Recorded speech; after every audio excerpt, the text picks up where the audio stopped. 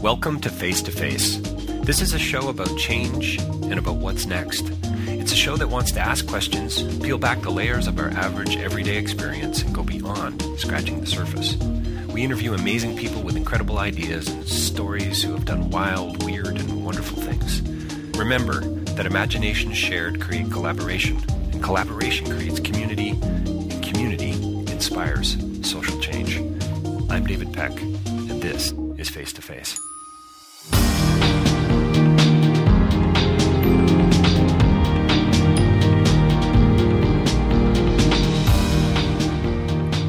My next guest is Jeff McBride. He's a magician who lives in Las Vegas. He has founded and directs a magic and mystery school, which is fascinating all into itself and probably deserves its own podcast interview. But today we talk about so many different things around the subject of magic. We talk about Joseph Campbell and the power of story and narrative. We talk about something called expert simplicity and how the whole notion of less being more is tied to that. And we talk about understanding what isn't, which I think is just a lovely notion, and about how magic is, and this is to quote Jeff, an effect without a cause, close quote. You are going to really find this interview fascinating on so many levels. So please stay tuned. Check out my interview with Jeff McBride. Check him out online as well.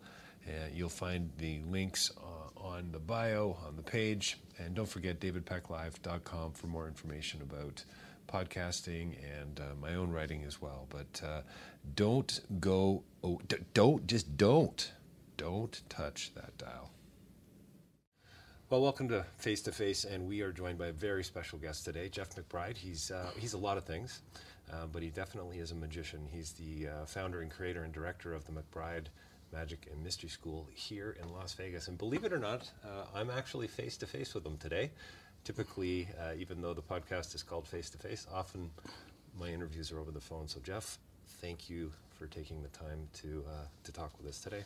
It's great to be here, and I guess magic has brought us together face to face. It has indeed. Well, I'm the man of many faces, that's for sure. So, you know what? Let's go there. I think I saw you live 1987, Abbott's incredible magic convention that 1,300 magicians started coming to this small town in Michigan. I remember seeing your act, incredible music, just the theatrics, the smoke, the magic, just your approach was so different. Tell me and the listeners a little bit about that. Well, my show is very inspired by Joseph Campbell and his book, The Hero with 1,000 Faces. And my act combines elements of mime, dance, mask work. I've studied kabuki theater, commedia dell'arte, different quick change techniques, and I'm very well versed in the history of magic, especially ancient history of magic.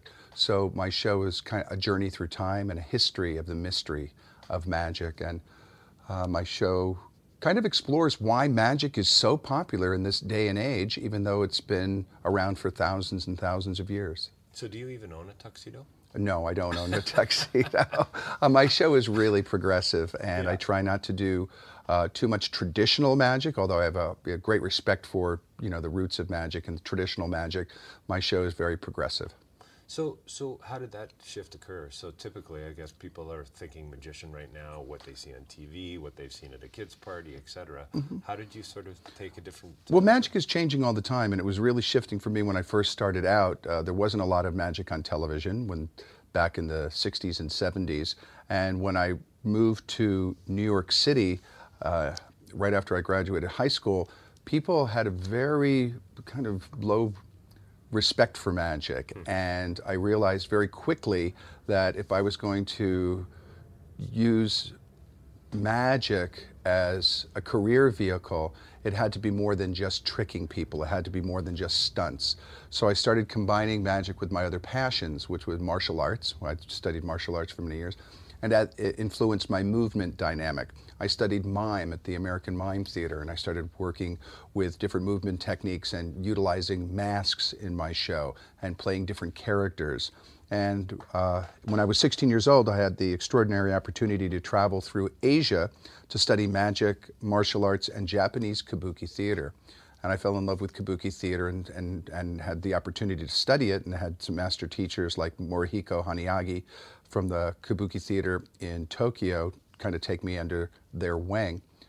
And the combination of all these theatrical elements got the attention of Broadway producers like Tommy Tune, who introduced me to Bill Barnes, who was Tennessee Williams' manager at the time, and also Susan DePass from Motown. And very quickly, I was discovered working in New York nightclubs doing this hybrid kind of fusion illusion act of all these different theatrical elements. And Diana Ross saw me and tapped me out as her opening act. And I worked Radio City Music Hall, wow, which is, you know, the largest theater in New York, 6,000 seat proscenium theater. And Steve Wynn saw my show, and he had very limited eyesight even at that time, but he really enjoyed my show and made me the opening act at the Golden Nugget in Las Vegas. And that's when I'm, over 30 years ago, moved to Las Vegas, and I've been working in Las Vegas at shows ever since. So if you're into Joseph Campbell, I'm going to just make a quick connection here. Magic has never really been about the tricks for you. It's always been about the narrative or the story. Or there's a lot of yes. There's a, you know, my entire show theme is how the shaman of yesterday evolved into the showman of today.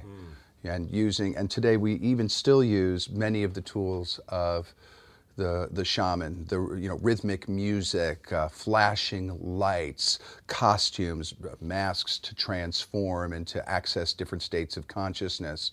A good magic show, I believe, transforms the audience's perception too, and puts them in trance states as well. I think that's one of the appeals to magic, is that it cuts through all of the intellect to just raw symbolism and experience.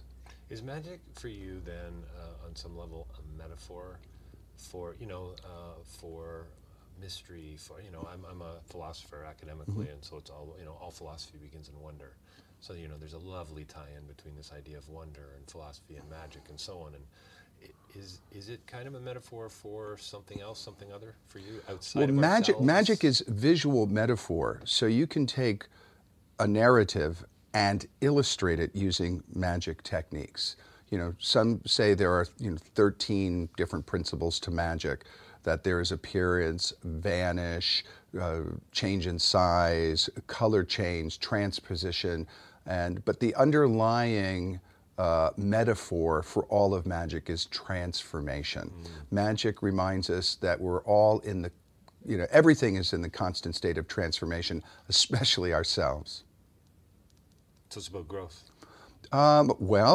The transmutation is more about growth. Transformation is changing from one thing to another, and it's not always to a higher level. Transmutation is to a higher level, where lead becomes gold. Transformation can be taking a beautiful head of lettuce and turning it into crap, right. By eating it. So it's not always about up. No, not always about up. I mean, one of the great stories in Western culture is Faust. And that transformation wasn't necessarily a cheery one. That trying to access magical power and have all knowledge and all magical power doesn't always lead to eternal happiness.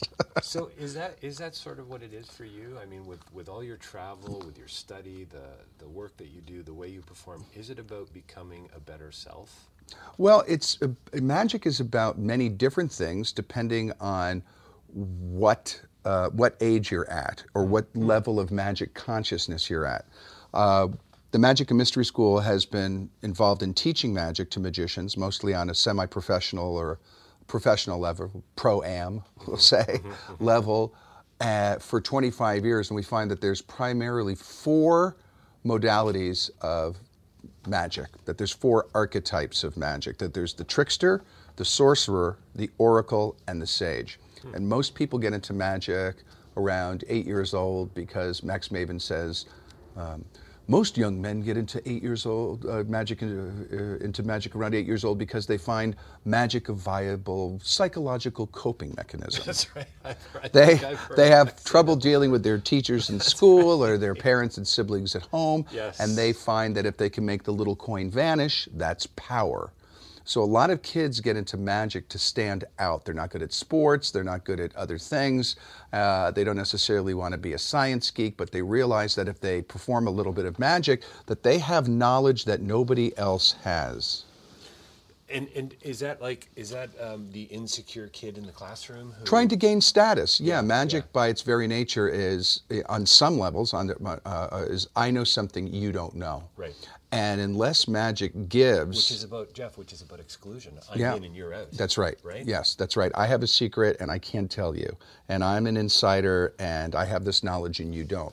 That's why magic, when it's performed in that particular modality, turns a lot of people off. There's some people that can do that kind of magic well, that kind of trickster magic very well, but unless magic evolves to a more theatrical storytelling level that has some kind of content that delivers more than just a puzzle, right. Magic remains kind of a pleasure for people that like to solve puzzles. And there's primarily two different styles of magic. There's the puzzle magic, and there's magic that's more fantasy oriented, that's more about immersing yourself in the story aspect of the magic, in the mythic aspect of the magic, in the metaphorical. When magic is stripped down to its nuts and bolts, it's a puzzle. Did you find the puzzle just dissatisfying as a kid? No, you see, to continue the thought line here, as the magician transforms, so does the approach to magic, and so does the delivery of magic. And the next phase, the sorcerer phase, is accessing the theatrical storytelling, the more mythic components of magic, and being able to give people more than it takes. There's primarily two ways a person can watch a magic show. They can watch it and try to figure it out, or they can immerse themselves in the fantasy of the magic. The challenge happens when there's, many shows focused today on the fooling aspect of magic, on the puzzle, on the trying to figure it out. Magician as target, not magician as mythic adventurer. And I think a good magic show or a good magic experience reminds the viewer that they're the magician in their own lives, and they can access all of the information and all of the experiences to transform their lives into a higher state of consciousness, and not be continually pulled down by the puzzles and the obstacles of life, but you use their choices and their intellect and their education and their experiences to break through limitations. Magic is about breaking impossible limitations, and that is also one of the underlying kind of perennial themes of magic that runs through history, is breaking through limitations, is breaking through what is thought impossible and making it possible. And I think that's a very empowering message in today's world, is that even though we live in a world of technology, that if we claim that we're the magician in our lives, then that empowers us to make different choices and more progressive choices and more empowered choices to live more enriching lives. So am I walking out of your show in your mind, hopefully saying, "Isn't it wonderful?" Not "How was that done?" Yeah, I think if they're thinking, "How is that done?" I failed. I want them more to talk about the experience.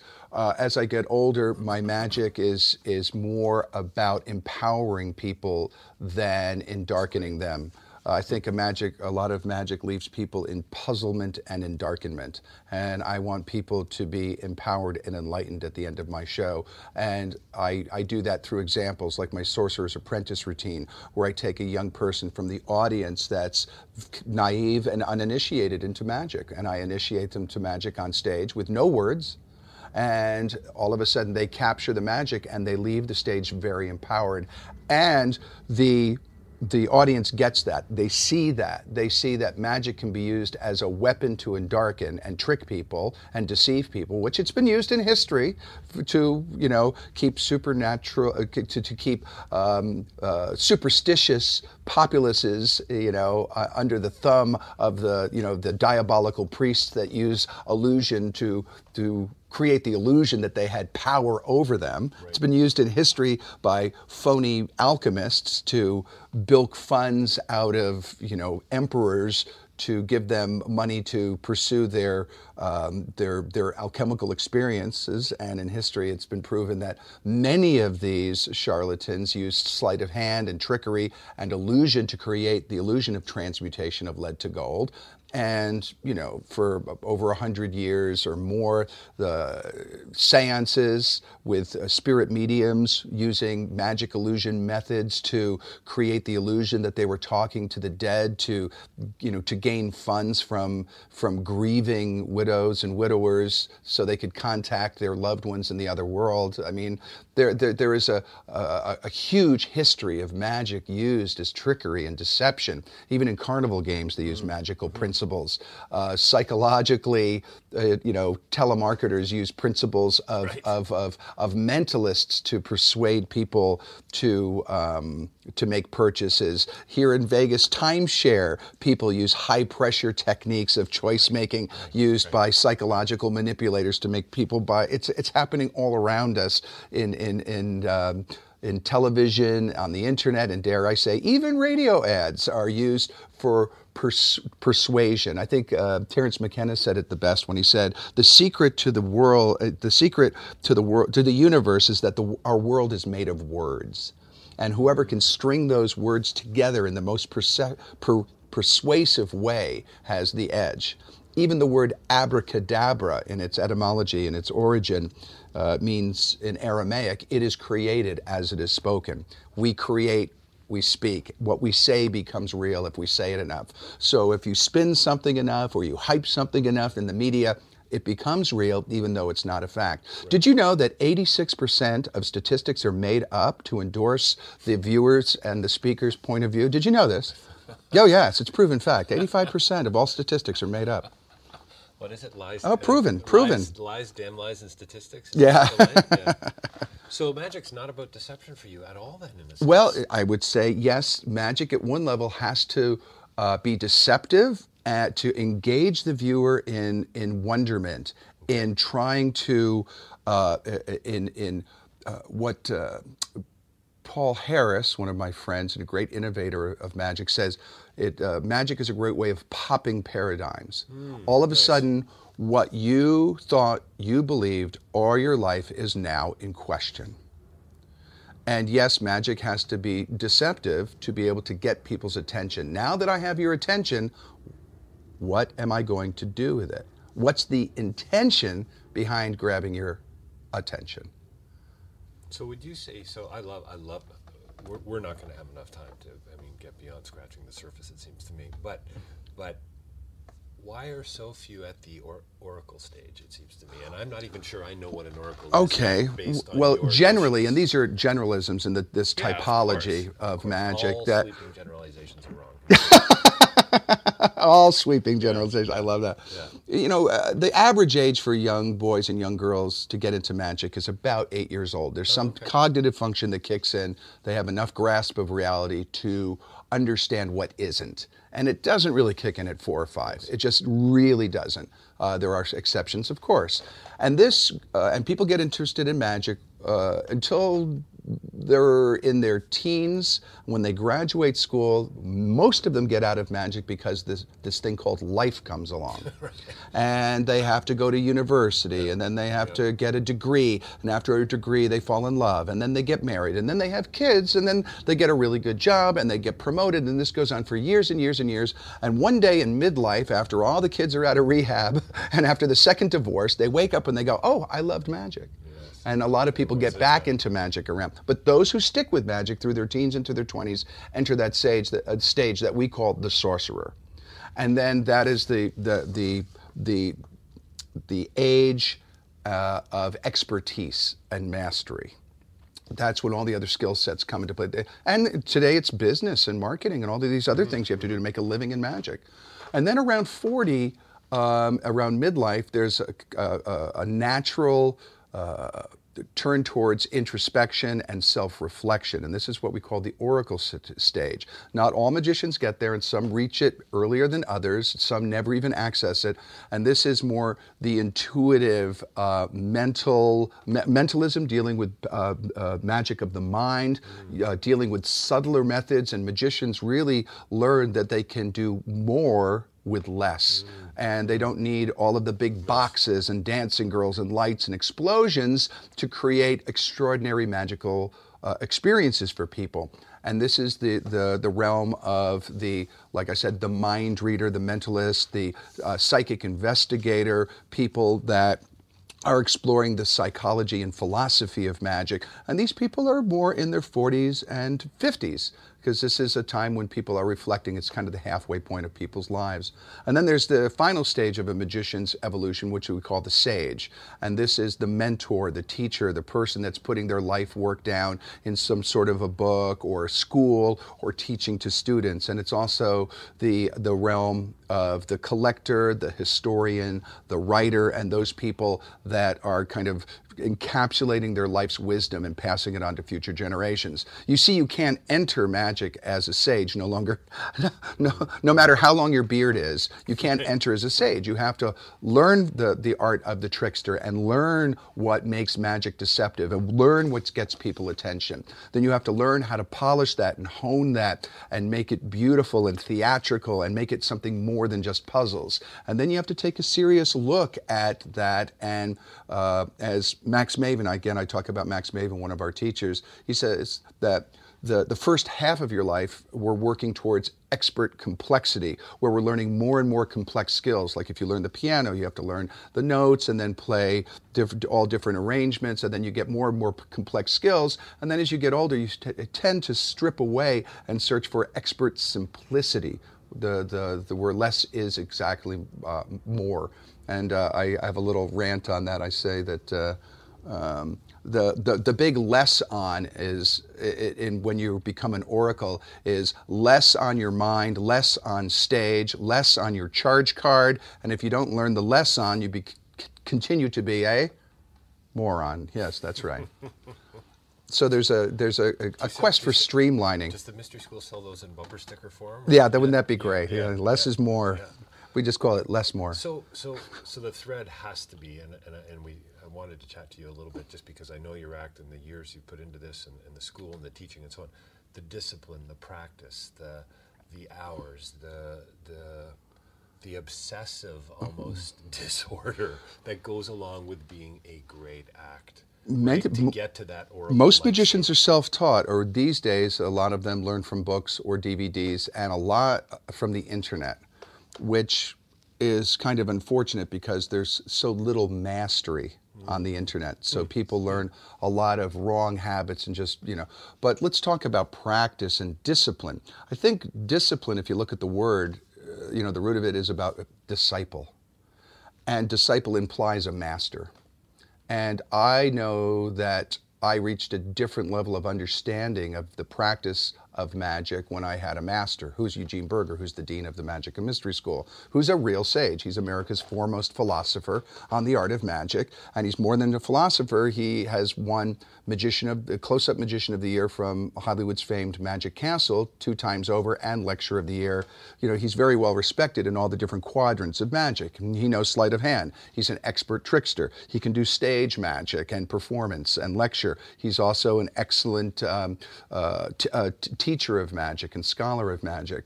And Eugene Berger, studying with Eugene Berger, really taught me about practice. Many performers think that you practice, then you rehearse, then you do a show. And what I've learned, if you don't fall in love with practice, you'll never be a great magician. People think practice is something to move through to get to the performance stage. Practice, for me, is an end to itself. Doctors have a practice. Lawyers have a practice. Great musicians have a practice. And I learned this from my friend Joshua Levin, who studies at the Ali Akbar School of Indian Music out in California. And these are people that play the most advanced, difficult ragas in Indian music. And their philosophy is that the practice is where if the practice is good and the students are in the school and we're practicing together, we can get to these very high exalted states of consciousness. But then the phone rings and we have to stop the practice and now, it's a gig. It's a show. We have to stop our practice for the show. And the show is across town, and it's a wedding. and they're probably all drunk, and the music is probably going to be kind of background for the party, but they have to pick up all their instruments, move them, transport them to the other side of town where they can set up not quite as good as the school, would sound not quite as good, and then do a show for people that don't really appreciate the music on the high level like the students gathered at the school. Sure. So the goal is the practice, not necessarily the performance. I think the best, the best performance is actually immersing people in the practice and getting them to participate in it. That's why I think some of my most effective performances are here at the school for magic aficionados that are involved in the practice. And I think nowadays that I perform to attract curious people that then become students, that then become practitioners, instead of just making happy audiences that go home. I want to draw people into more inner circles of magic so I can get them to come here and to see what we're about here. Because ultimately, if you love magic, you'll love it enough to seek experiences on a much higher level than just being an audience in an illusion show or just being one night at the Magic Castle. If the magician is doing their job right, they will pull you into their magic world, circle by circle, initiation by initiation. And many lay audiences will say, oh, I don't want to know about the secrets of magic. That would spoil it. Au contraire. Oh, no, it doesn't. Right. The more you know about magic, the more fascinating it is. Yeah. And the most adept magicians and the most knowledgeable magicians, it is a great thrill and pleasure to be able to create an experience that is incomprehensible to them. So I've heard you talk about it for years, a deeper meaning or a deeper mystery to magic. Did you just basically describe that, would you say? I would say so. I would say so. We're talking about that here in the whole interview. Magic can only be as deep as a practitioner. And you can only experience deep magic if you're ready to go in.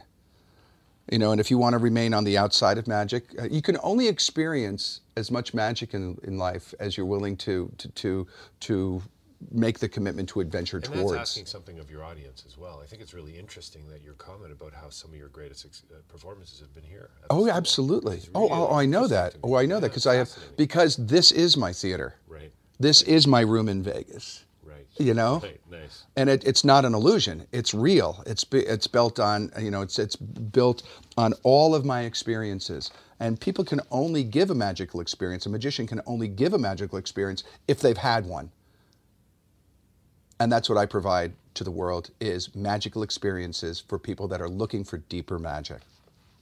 I really want to ask you in a second here. I want to go down this pathway a little bit more. But so you're clearly a teacher, philosopher, thinker, performer. All of these things. Is the goal to create not followers, not more people like yourself, but to not just to create the experience for people like myself as a magician or as an audience member, but to actually create others that are going to go on to continue in this kind of a tradition. Does that make sense, Jeff? Yeah, what Eugene says, and I believe this, is that a teacher is only as good as their student. And what we do is we give people the tools and the experience to go forth in their own community or their own world that they've created, and to have more effective tools and an experience that can share. So we're back. Yeah, we're back to this idea of inclusion, which is what I love, because so much magic is presented as a puzzle or as a I'm going to fool you. I'm going to fool the hell out of you. My show is an invitation to initiation. Nice. That's what my show is, and it's pretty clear. Breck talk about breaking down the fourth wall. Would you say most magicians build it and maybe add a few layers? Interesting. Magic, though I use the word theater so people can get their head around it, I don't think magic is what we would classically define as Western theater, which involves a fourth wall. When you go to see a play, the audience, for the most part, doesn't have a part. They're watching in a darkened theater. A good magical performance does take the fourth wall and move it to the back of the theater.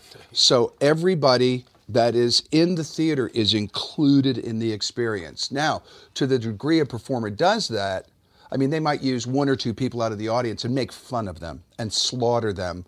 That's usually the modality that magicians work. They'll get a person from the audience, bring them to the stage, make them look like a jerk, and send them back. Send them back. And send them back. Almost laughed out loud, but yes, back you and go. Then send them back. Good. And that is the most frequently utilized presentational strategy. But my take on it is that the magician, as initiator, has an incredible responsibility to the tribe, the audience gathered, the magician as showman, shaman, to when they bring a person on stage into that liminal space where that audience participant is neither an audience member anymore, and they're not a performer really. They're in liminal space, and that's a very vulnerable space. And I encourage magicians to initiate gently and to transform that person into a hero, because people want to see people succeed. They will laugh at a person slipping on a but that's trickster level crap. I'm trying to take this stuff and turn it into gold. And that's the transmutation, is how do you take the experience of taking a person from the audience and touch them and turn them to gold and then send them back golden. How do you maintain this level of passion? No TV. I can see it. Nice. No TV. Large amounts of vodka, is it? No, it's actually consuming books at an incredible rate. That's I spend most of the day practicing and reading. That's what I do. I mean, I'm here practicing and reading. I feel like we're celebrating something here together. You know what I mean? Yeah. Which is really quite lovely and remarkable, and we're just having a conversation. How come there's so few women in magic? Well, I think that's a Western perception, and I don't think that's absolutely true.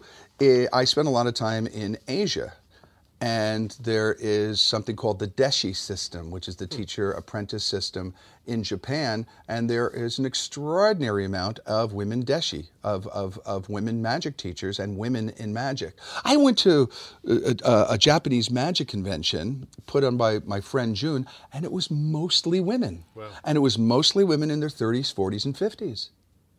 And I'm going like, what is this? And they go, it's very popular. Now, we don't see that because there's a cultural, the kind of cultural barrier.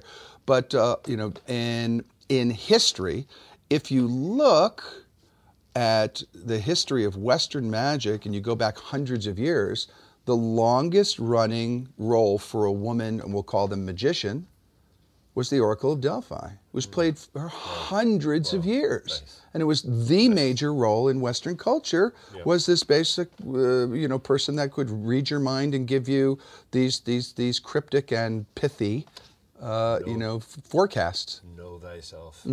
Yeah, and that was over the Greek mystery temples, right? And also Carl Jung had that over his door. And I've been contemplating getting one over there. I don't want to scare people away too much. Know thyself. Oh, I can't even come in now. That's right. I got to go do some work. But in Western culture, there's always been the wise woman, the hedge witch, the crone, the fairy godmother, and all of these myths and legends. Very powerful women sorcerers, Morgan Le Fay. Let's go back. I mean, there is a history, but they're not playing magicians. Magician, by its very nature, archetypally, is a male solar archetype. The wand is a phallus, where the high priestess holds a chalice.